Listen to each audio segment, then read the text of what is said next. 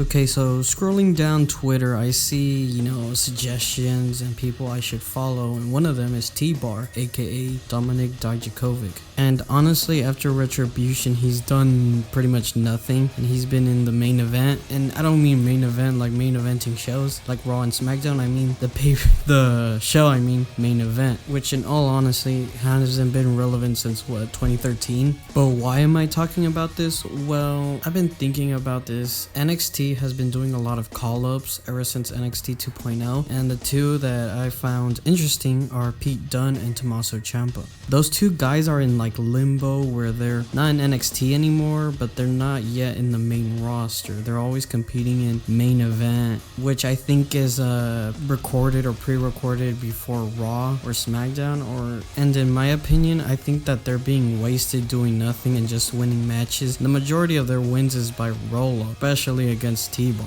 And in my opinion, I think this could be a good storyline that those two can do. So bear with me because I'm just shooting this out of the spot. I'm recording this out of nowhere. It's like 12, but here we go. So you know how those two are just having like meaningless matches in main event? I think that you can do a storyline where they're trying to go into the main roster and compete. Maybe Pete Dunne and Tommaso Ciampa get called up by Adam Pearce and Sonya Deville in an episode of Raw, and they tell them, well, you just need to rack up wins in main event, then we'll consider one of you guys to go into the main roster and the other one gets to stay either in main event, NXT 2.0, or gets released. This then drives like a rivalry between them, and I think it should blow off at WrestleMania. So before WrestleMania, these guys should like just win matches against lower mid-carders, jobbers, and then lose probably to someone with bigger status like a Damian Priest or a Riddle. Then during that like in-between break of starting that competition into WrestleMania, Adam Pearce or Sonya Deville tells them, if you win the Andre the Giant Memorial Battle Royale, you can get a shot at coming to Raw or SmackDown. One, this gives importance to Tommaso Ciampa and Pete Dunne to win the Battle Royale, and it also gives importance to the Battle Royale itself because everyone who wins it doesn't really do anything to it, and at least with this storyline that I'm pitching, it's being used relevantly. Like, hey, if Tommaso Ciampa or Pete Dunne doesn't win this, are they gonna go back to NXT 2.0 or are they just gonna stay at the main event? And so at WrestleMania, those two are like the finalists, or one of them gets knocked off first before the other. If I had to pick who would lose, it's most likely gonna be Pete Dunne, as I see Vince McMahon lean towards Tommaso Ciampa as he's taller, has a bigger build, looks more grizzled,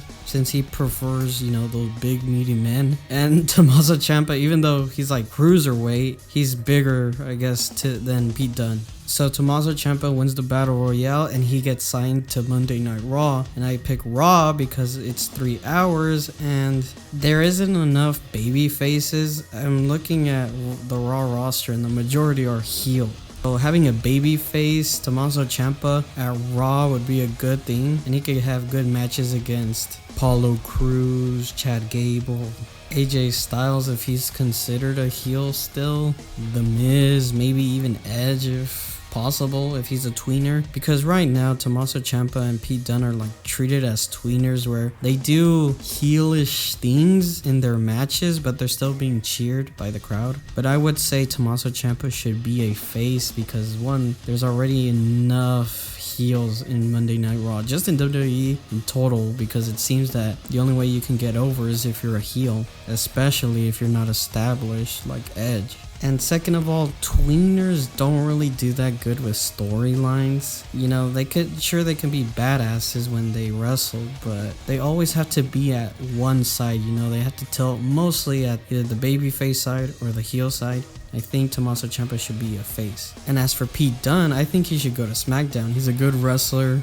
He's a former NXT UK champion. I think he should be used as a heel because in my booking mind, I think he should work as a heel. He can go against Ricochet, Drew McIntyre, The New Day. Those are good matches that I can definitely see Pete Dunne have. And honestly, I think Pete Dunne could even dethrone Shinsuke Nakamura and become Intercontinental Champion. Maybe Tommaso Ciampa can be United States Champion. Then at the Survivor Series, those guys can fight, in the interpromotional bragging rights match. Mid-card title versus mid-card title. But at this point, this is just like storytelling. These are just dreams that I have, because I'm pretty sure Vince McMahon is just gonna have Tommaso Ciampa and Pete Dunne be slaughtered for guys like Bobby Lashley and Roman Reigns. Even though, in my opinion, they have the potential to be, sure, maybe not main eventers, but at least in the upper mid-card where they can contend for the main championship. But who knows? Only Vince McMahon does, and